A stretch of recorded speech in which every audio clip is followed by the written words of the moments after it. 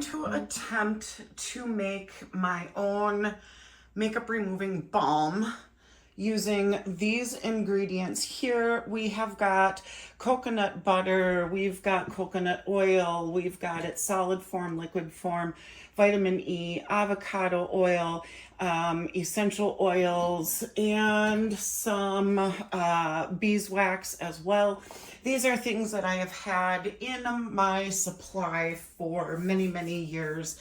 And so I'm going to see what I can come up with and test it for you and see what works better, the store-bought products or something that you can make at home, which, by the way, FYI, it could get expensive if you had to go out and buy some of these things, but if it works better than store-bought stuff in removing stubborn, waterproof formulas for eyeliners, mascaras, or even eyelash glue, it is definitely worth giving a try. So let's go ahead and get started. Just a very basic ingredient list that I have found online, which for the most part makes a lot of sense because when you have a makeup removing balm, a lot of it is going to be oil based, but it does have somewhat of a solid form, and then when it goes onto your face,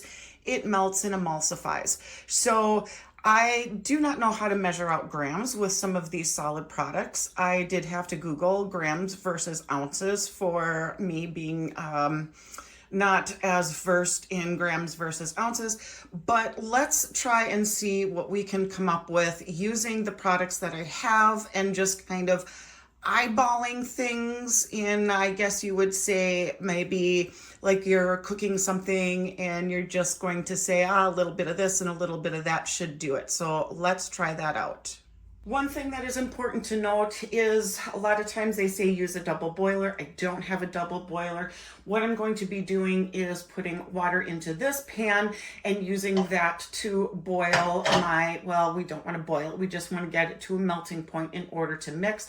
We don't want to overheat anything as far as essential oils go and some of these natural products, because then you're breaking down some of the important ingredients and we don't want to do that. So we'll go ahead and put some water in here. Couple other things that I want to mention is when you're working with natural products, you want to avoid putting your natural products into anything metal or using anything metal to stir with. So that's why I'm using a Pyrex measuring cup, and I'm going to be stirring it with a plastic chopstick here. And I just want to kind of swirl everything around and get it nice and melted in a instead of heating one side up and just letting it go. I'm just going to kind of stir it around for a little bit until it gets to a melting point where then I can start adding in some other things like my coconut oil that we have here, which is the next solid, more solid form. And then we'll start dumping in some other of these oils and mixing it in. And we will be right back. Okay, so my mango butter, my apologies, my cocoa butter, I wasn't using mango butter, I'm using cocoa butter. So if I've made that mistake, my apologies. I have it halfway melted, so it said 1 ounce. So I basically just took a chunk that I felt was about 1 ounce. I mean, obviously this isn't an ounce, this is maybe 2 ounces, but I did figure out maybe 1 ounce in the chunk that I took. Now I'm going to be taking out roughly 2 ounces worth of coconut oil, and let's see, again, I'm scooping it out with plastic, and I'm going to just kind of add that in. That might be roughly maybe 1 ounce or so, and grab a little bit more to add to my cocoa butter. And obviously I'm making somewhat of a smaller batch. If I like this, I will make a larger batch, but we're gonna mix that in with the cocoa butter, and this will melt a lot faster than that cocoa butter will. Coconut oil typically does. And then with this, I am going to add in, instead of using beeswax, I think what I'll do is an emulsifying wax instead, because I'm wondering if beeswax might get a little bit too waxy on my face. And I'm just going to sprinkle in a little bit. I'm going to try not to go too much, and I think that will help. And we'll get that all mixed in. And my mixture so far is almost melted. That cocoa butter will melt pretty quickly. That emulsifying wax will also melt pretty quickly. And then we'll start adding in a little bit more of our other oils here in just a second. I've turned the heat down to low. Everything that I just added in there is nice and melted. I'm going to go ahead and start adding in some of the more liquid oils. Vitamin E is good for your skin, but it can also be a natural preservative, which is why you'll see vitamin E in some ingredient lists and making your own homemade items. Avocado oil is also very good for your skin. Again, I'm just kind of eyeballing this stuff because I'm not quite sure how this is going to turn out as far as how solid it's going to be. Now, I'm always wanting to continue trying to mix everything in and keep it stirring, not letting it sit in here too long, because I don't want things to get overheated or anything like that. And now that I have this all mixed in, I'm just going to add in a couple of drops of lavender oil, because lavender is also very good for your skin. It's also antimicrobial, antifungal. It's great for burns. It's great for acne. So I will grab that and we will be right back. I'm only going to put a couple of drops in. I don't want to put too much. Typically, this is not a smell that I enjoy. So I'm going to put 3-4 drops in there. Just enough to get some of its benefits, but not too much where it's going to be an overpowering smell for me.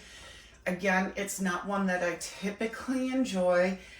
If you've been on my channel, you know that I like fruity, gourmand, vanilla, cake scents like that. So for me, the lavender, the natural essential oils can be too much. So I have my mixture. I'm turning off my boiler here, and I'm going to remove this and put it into my container, which is a Dollar Tree purchase, and you will see that on a Dollar Tree haul. I wanted to find one that has the least amount of metal, especially around the rim here, because it will be going into the shower and I do not want rust to get into here. So taking out this, I'm just going to pour this into my little container here, and then set this off to the side. Now you can let it cool on the counter naturally if you would like, but typically what I will do is put this into the refrigerator or freezer and wait for it to cool even faster and solidify. And then from there, we will do a test to see how hard or how soft it is, if we need to melt it down again, and add some other coconut butter emulsifying wax or some more avocado or vitamin E or vice versa, and we will go from there. Okay, so here's what we have. On the top row, we have the Maybelline Tattoo Studio ink pen. This is a liquid eyeliner. Second row, we have the Essence Long Lasting. Focus. Essence Long Lasting. Now this doesn't say that it's a waterproof, but let me tell you, this is one of the best things that I have found that lasts the best in my water line, if that tells you anything. Third row, we have the L'Oreal Telescopic Waterproof. And I've said this before, that this one, if you are going to a wedding and you know you're gonna cry, this one will not go anywhere at all. And then down at the bottom, which may be a little hard to see there, I do have some eyelash glue. Now this is one from Temu. I've been using it quite religiously, and it does compare to the Kiss waterproof adhesive lash glue, so I'm happy with that. And then I set it all with the One Size Until Dawn setting spray, which is a mattifying waterproof setting spray. So I have made sure that this is not going to go anywhere. Now, well, and apparently it did a little bit, but we are going to test it out side by side with the Garnier Erase It Makeup Cleansing Balm. I think maybe perhaps I just didn't let everything dry, but we're gonna go ahead and test it out anyways. I will do the Garnier on this side. And then let's try the homemade stuff, which I froze for an hour and then I let thaw at room temperature for an hour. And I just grabbed my little plastic scoop from a different type of cleanser balm that I had. So let's take a different finger. Let's do thumb here. So first off the bat, this is maybe a little bit too hard. It's not as creamy, but then when it melts to your skin, it does get really runny. So just an FYI on that. Give that a little scrubbity scrub. Get down into that eyelash glue. Come back to the Garnier here. Giving that some scrubs. And the eyelash glue is almost always my biggest issue. That's why I thought maybe I would create my own makeup removing balm to try to test to see if that will work better than a store-bought. So as you can see, we are maybe getting a little bit of a different result with the homemade stuff as far as scrubbing goes. That Maybelline stuff does not want to budge. Let's see, is it doing anything to the glue? Let me grab a paper towel.